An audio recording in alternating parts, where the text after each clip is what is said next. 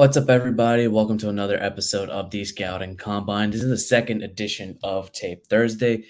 Today, we will be reviewing some All 22 between the Miami Dolphins and the Los Angeles Chargers. We'll be talking about the offense, the defense, Tua, Tyreek, Berrios, the Fangio Blitzes. Today, before we get started, Alfredo Arteaga is here to join the show and also break down some tape with us. Alf, how we doing, my guy? Doing great, basking in 1-0 and getting ready for this game on Sunday, which should be all kinds of interesting. It'll be really fun. We'll talk about it a little bit later once we're done with the tape dive. But when you looked at the plays on the offense and defensive sides, what was your general takeaway from this game? I thought it was well-designed game plan offensively. I thought defensively they tried to gamble that almost backfired on them, But as far as offensively, the game plan was perfect, and the play on the offensive line, especially the interior offensive line, was stellar. And of course, the quarterback was great. Yeah, let's go ahead and we'll take a look at one of the first plays that I wanted to highlight. It's called the 4-strong look. It starts off on a 3-by-1 formation. I'll go ahead and share my screen right here. 4-strong look. Are you guys able to see the video? You're able to see the video? Alf, can you see? Yeah, I see it. Perfect. All right, so over here, the Dolphins are in a 3-by-1 set. The Chargers are lined up with a nickel formation, Staley's nickel formation, right here. So basically, the 4-strong look is you have 4 wide receivers to one side of the formation. Obviously, right now, it's a trips look. It's 3 wide receivers on the right side, 1 wide receiver on the left side. The 4-strong means there's 4 pass catchers on the strong side of the formation, which is the right side. Go ahead, you look at the motion. It looks like it's Savant Ahmed that's coming across with his trademark orange shoes right there. He goes out there, motions, and Tua snaps the ball. I'll go ahead and stop it right then and there. In a 4-strong look, you have 3 inside breaking routes, and the running back works to the close side of the formation or the strong side of the formation, and he's usually around the flat area. I'll go ahead and run the clip one more time so you can see how these inside routes are forming. So you have Tua, Craycraft, and Berrios. I'm sorry, Tua, Smythe, and Berrios. There we go. You have Tyreek running basically what's a post. You have Durham Smythe running I want to say an inside hitch to the middle field. And then you have Berrios running quick out with Ahmed on the flat. When you see this play defensively, Alf, what should the Chargers have done over here? Nothing. They're completely out leveraged. If you see pre snap, you could take that to pre snap. If you see it pre snap, they're just gonna widen out of their look, and the only thing you could do is essentially ask the Dolphins right there to pause and then send in a new defensive play call, because it's completely defeated by their own rules. They try to come out in what looks like a cover 8, but it's not.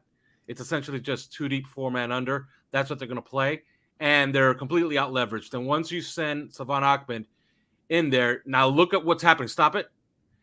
What's happening is they're completely out leveraged. The coverage is completely out leveraged. The safety's already out by the numbers, and the linebacker has vacated the middle of the field because it's now 4-on-4 on one side of the field. And offensive football, especially in the passing game, is about numbers. And whenever you gain even numbers on either side of the ball, that's where your read begins, and that's usually where your read is going to succeed. So it's just a bad play call, and Dolphins defeated by what they called. And there's really nothing they could have done to stop it. There's really absolutely nothing. It's just they call it 2 deep, 4-man under, and that's a bad defense against a 3-by-1 set, then made 4-by-1 once you send the running back in motion. It creates way too much space to the play side. Way too much space. Way too much space for the play side. Indeed. Let me go ahead and bring up back to my thing. The next play we'll talk about, and I mean, this was pretty much most of the game, the half motions, Alf. I mean, last season we saw the Dolphins use Tyreek on a lot of motions and motion concepts overall.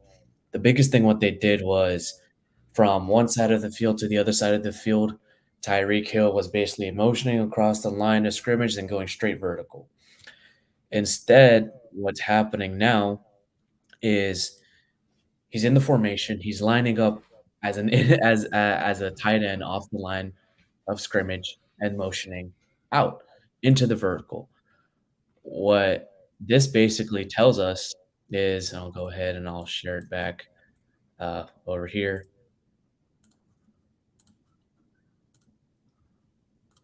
Right here. You see where Tyreek Hill is. He looks like he's an off tight end in this look. This is actually I want to say this looks like 12 personnel, if I'm not mistaken. Is that They ran it. They ran 12 personnel twice in the game. So no, this isn't 12 personnel. This is 21. This is actually 21 personnel. There was no. By the way, I want to find the two plays where they did actually run 12 personnel. They didn't run 12 personnel at all. They didn't? They Because I did saw not. it on the play sheet. On the play sheet, it said 2 plays of 12 personnel. You think that was the guy that was doing the play sheet mistook Ingold as a It could tight have end? been because and I put this out on Twitter a little bit earlier. Just the inclusion of Ingold in this offense, and you have Gesicki gone from here. Ingold is basically another tight end in this game. They didn't really use Eric Saubert that much. I think he might have had one snap or two snaps, but it could have been dead plays. You mean Croft, because Saubert's on Oh IR. yeah, Tyler Croft. I'm sorry. I believe they Yeah. were dead plays because they don't really count. They don't really count when if the ball is caught or if it's a penalty or something like that. So really, they only ran two formations. They ran 11 personnel and 21 personnel over here. But the biggest difference what McDaniel has done is, and you'll watch it right here with Tyreek Hill on the pre-snap motion, he doesn't go to the other side of the play. Instead, he actually motions to the same side and runs the same concept, the dagger concept. Now, the dagger concept is basically an out route, which Tyreek Hill runs right here and a post coming from the top. Right there. Boom. I'll go ahead and run this play one more And time. I want people to look at the route. Look at the route that this is nuance. Tyreek gets an unfair rap that he's just outrunning people and he's just much faster than everybody else. Look at how he runs this route. Stop it right here, first of all, okay? If you've ever been out to practice, you notice that there's red lines drawn right on the top of the numbers, okay? That's called the red line. So it's not as nuanced as you might think it is. When you go out to practice and you see a red line drawn right on top of the numbers, okay, which is right atop the numbers. Like you see the 2, the line is parallel with that all the way down the field. That's called the red line on offense, which means right here. Those are the tracks you're throwing the ball to, okay? Everything outside of that are outs. Everything down that line are goes. And look at how Tyreek hugs that red line. Watch this. On the short Go motion. ahead and run it. There's a half motion. Like on the short motion. Now look at him get right on that red line. Right there. What that does right there, stop it. Go back, stop it. What that does, look where, wait till he gets to about the 30. When he's at the 30, he's almost coming to stop it. Look where that safety is. The ball was on the left hash. And it's single high. It's essentially cover 3, by the way. Yeah. And that safety was right down the hash, which are the rules for cover 3. Right He's here. shading all the way over to the other hash because Tyreek's on that red line. And go ahead and look at how much space there is, Alf, to throw that concept, that dagger concept right there. And he's just going to work inside right there. Ball is already released from Tua. He knows Tyreek's going to be there. Right when he gets to his break, ball's out. Boom. Just like that. And It's caught. Crazy, Yeah, right? it's a great route, great concept. Crazy, That right? that works with Waddle too. And what I loved about it is sometimes you get the defense to do what you want them to do, and a lot of people call offense differently. A lot of people call offense to cater to the defense. Mike McDaniel tries to get your defense to cater to his offense. And here's another one. It's another half motion over here. It's the wheel seam flat concept. And What by the this way, let me base not to tout my own show, but when I did the camp reports, I kept talking about all camp. They're working on short motion to get guys out into space. I didn't remember anybody else talking about those short motion plays. They ran the hell out of short motion in this game. Yeah, they did. They did just so the Chargers couldn't line up and get where their safeties needed to be because in the full motions, if you remember from the 2021 game, the safeties were following it through and through. They would communicate, change where they were on the hash, and commit and closing up the space. This half motion right here, go ahead and take a look. Craycraft actually motions out from here. Motions out, boom, right there. You can see the blitzer coming in and stop right there. Okay, we'll run the play one more time. You see where Smythe is? He's off the line right there. He actually comes across, runs a leak. If there's a rusher coming, Tua's giving it to Smythe because that space is going to be there. Craycraft is opening up that space. He's motioning out and going vertical. That leaves the linebacker. He has to follow Craycraft, or by coverage rules, he has to drop down to the zone right here in the middle of the field to make sure no one is running an inside breaking route, which leaves the flat concept for Durham Smythe wide open. You'll see right there. You see it, Alf? Mm-hmm. And stop right there. Look at the throw right here too, man. Off the back foot. Look at how much space Smythe's got. This this defensive back right here, he's trying to catch Craycraft to make sure he doesn't get that ball right then and there. Because that's a big chunk play right there if Tua throws it right on the money. Instead, he gives it to Smythe. Look how much space he has to run to get the first down. I mean, beautiful. Like, how do you handle this as a linebacker, as a safety? You're like, holy crap, how am I supposed to cover something like this? And it's first down and more. Mm-hmm. Good design on a design pass. That's very nice. It wasn't that they actually got cooperation. That's going to work against pretty much any style of defense because it's a leverage pass. And this is 21 personal, by the way. Ingles on the field right here. Very nice play by Durham Smythe, by the way, to get out there. Yeah. And look at the talking by Derwin James right there. He's communicating. He's like, hey, if motion's coming in, I'm blitzing. And Derwin James is blitzing in until he gets the ball out just like that. Half motions, man. The half motions are what won the game for the Dolphins. So I'll go ahead and talk about, this Tua. Or short motion. The short motions, yeah. The short motions, the half motion. I call them half motions. We'll go ahead and talk about this play right here by Tua to Tyreek. It's a slant wheel concept. I'll go ahead and share it one more time.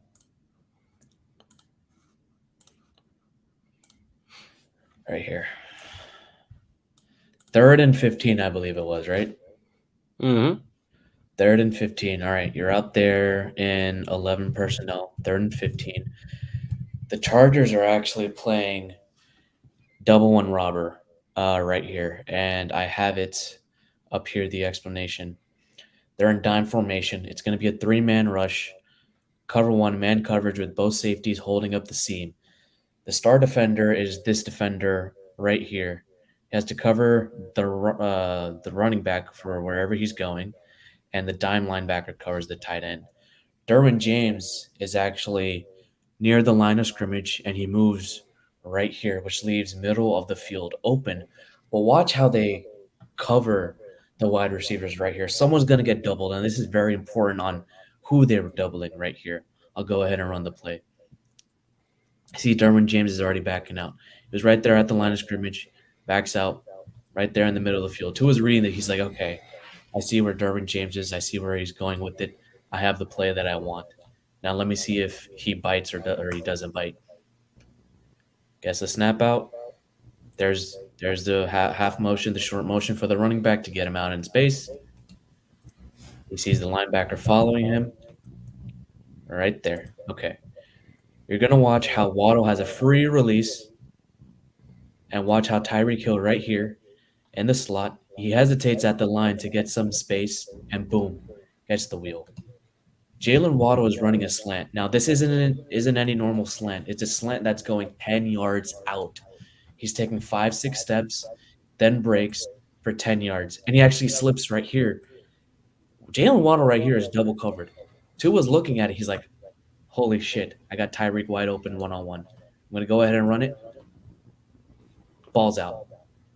I mean, ball's not out, but he's getting he steps up into the pocket, off his back foot, throws it.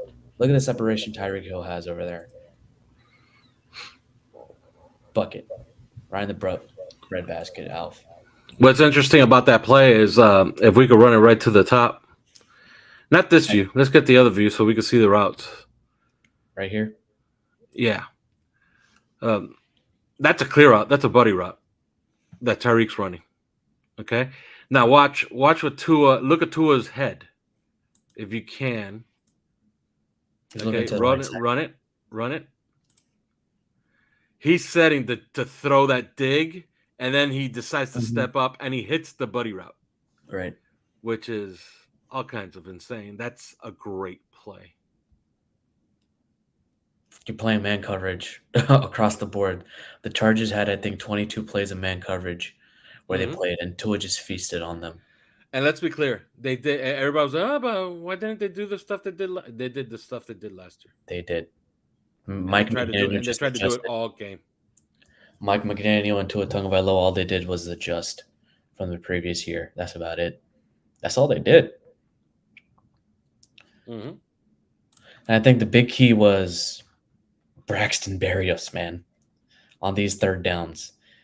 You take a look at what Berrios did, and Troy Stratford said it on the 3 Yards Per Carry podcast feed with Alex Donald. He thought that Berrios would probably be one of the key components of this game because he can get out into space. He's that slot guy. He's kind of speedy, very shifty, and he runs pretty clean routes. He was, very key on a lot of these third down conversions, and Tua looked at him. I mean, look at this third down right here. He gets jammed, and he has to work horizontally. It's another half-line motion, half-speed motion by Tyreek Hill. But look where the motion is going, and look where Braxton Berrios is. Tyreek Hill is right here. Braxton Berrios is right here. The threat of Tyreek Hill's speed just going vertical means defensive backs are going to be right here. That means there's going to be space all right here with no defender covering it. So what does Berrios do? He's running an in-breaking route all the way over here, and we'll have the space for it. Just watch. There's a snap. Tyreek Hill going vertical. Berrios is jammed at the line. He's jammed. He releases right here. In-breaking route right there. Look at the space. He's got space right there to throw to it, but he's pressured. He's stepping up in the pocket. He's running around. He's like, I have to do it right there in space. It was a tight window throw. Tua had a lot of tight windows throw, and he was the leading quarterback, #1 passer in perfect ball placements. 30.9% of his throws were in perfect placement, and it led all quarterbacks in the league week 1. Let me see if I can get this view right here. What you're seeing. How are you going to see Tua get pressured? Right there, Alf. You're taking a look at the front. You see where Derwin James is? He's right there on the line of scrimmage. It looks like he's blitzing. Nope. He takes care of the tight end. He takes care of Smythe. Right there. Dude. Right there. Come on. Can't get any better than that. The next one, 3rd and 15. Again, another Berrios play right here. Berrios runs the dig route. Waddle clears the space on a vertical route, and Jalen Waddle was double covered and bracketed most of the game. Go ahead and run it. Boom, right then and there. It's a hell of a throw. I'll go ahead And and run everybody it. talks about off-platform throws. That's what it is right there. Yeah, Look how he throws this thing under duress, and that thing is zipped in there. easy. Easy. All right, we'll go ahead talk about some defensive blitzes. We'll have to cut this short. I got some stuff I got to do, unfortunately. I think we should talk about the biggest play of the game right here. It's a blitz right here. Fangio blitz, nickel cover one, gets the defensive back on the blitz, and most of the time we'll talk about the run game here, Alf, before we head out. Jalen Phillips and Bradley Chubb were playing contained most of this game. They weren't actually keying in on the runs. Vic Fangio actually let them run the ball, but not to the extent that actually happened in the game. You can go ahead and listen to 3 yards per carry on that. But this play I just wanted to touch up on before I have to go. Right here, Phillips and Chubb are wide nine. They're playing the nine tech and they're containing the outside. Zach Sealer actually switches up. He's inside right next to Christian Wilkins. Christian Wilkins and Zach Sealer are lined up right next to each other. Sealer shading the center, Wilkins shading right over the B gap of the left guard. What happens here is Wilkins actually stunts over to the left guard and Sealer clears it out. Now, when Wilkins actually stunts inside, it clears space for the B gap to be open for the defensive back to get a free rush. Now, look what happens. Pressure coming from the defensive back. Herbert has to move, but Phillips is right there, and boom, he's gone. Thoughts on the defensive blitzes at the time that they were coming at Alf? It was very, very how should I say this? Flores-esque. They used Jerome Baker to press, and actually, like if you see it right there, he's uncovered. Okay, offensive linemen are taught to pay attention to linebackers and edge players that are uncovered, and as soon as Sealer gets to, does his slant, he gets over. It's an alert that they might have numbers on this side. So they're sliding protection, and of course they're sliding protection away from the blitz. You see it? Yeah, I saw it. Yeah, you gotta go. You could go back to it so I could show it again, so we could see it again. You watch it right here. Yeah, as soon as you slide over, you can see the numbers, right? Like go back, you can go back, and you can see the numbers. Okay, you can stop it. It's 1, 2, 3, and then the wide 9 rusher. That's 4 against 3 offensive linemen in the back, right? Right. So they slide protection, and what they're doing is so smart.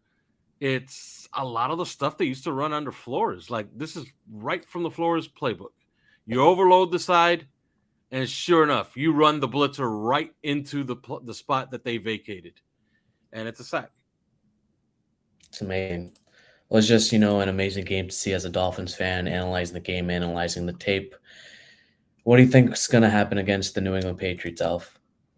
I think it's going to be a completely different game plan. Completely different. Offensively, I think that they're gonna try to build in a couple of things that they could go to depending on what they actually get. I don't think the Patriots are going to get too far out of their own element. It's not something that they like to do. So they'll do a variation of what they always do on defense. So there's going to be some cover one. Okay, so there's going to be opportunities pre-snap where Tua's going to look out there. He's going to think, I got something here, and maybe I can work a deep route. Right. As always, everybody's going to try to do the same thing. Everybody has the book on Tua. Everybody knows that Tua doesn't like to throw corner routes too much. In this game, actually, he threw 2 corner routes, and they were both incomplete. Okay, so but he threw them, and that's key. You throw them. Once you complete one, it gets on tape, and people start thinking about whether maybe he can do it again, maybe he can't do it again. Right. Let's see if we can induce that throw, and then you do it to them again. And every time you do it, it's going to be a big play. So, all right. Alfredo Arteaga from 3 yards per carry. Everyone, thank you so much for watching the Scout and Combine here on the Fire Reason Sports Network. Make sure you follow Alf and I on Twitter at Hussam Patel at 3 yards per carry and at Alf_Arteaga. Thank you guys so much. Fins up, baby.